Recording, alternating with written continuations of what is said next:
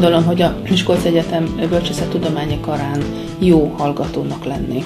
Jó egyrészt azért, mert a Miskolci Egyetem Bölcsészettudományi Karának kiváló oktatói gárdája van, az ország karainak viszonylatában az élvonalba tartozunk. A legszélesebb érdeklődési körrel rendelkező hallgatói rétegeket is ki tudjuk szolgálni. Jó azért, mert biztosítjuk a hallgatók számára a képzések közötti átjárhatóságot, továbbá a külföldi részképzések lehetőségét. De a legfőbb és talán a hallgatók szempontjából kiemelkedő jelentőségű maga a kampusz. A Miskolci Egyetem kampuszán minden olyan szolgáltatás és intézmény megtalálható, amely nem csupán a tanulás, ismeretszerzés és kutatás, hanem a szabadidős tevékenységek, a szórakozás és a pihenés céljait is szolgálja.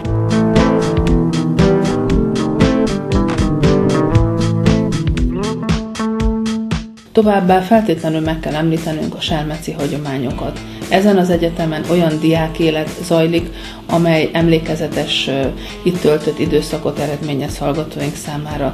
Ezt biztosítják a szakestek, a folyamatosan megújuló és ugyanakkor a hagyományokat megtartó diákrendezvények.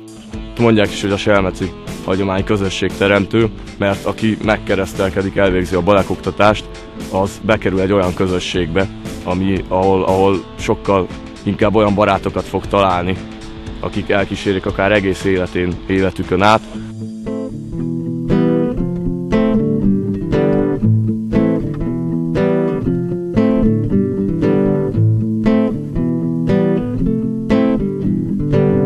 Miért pont Miskolc? Hát nézz körül az egyetemvárosban.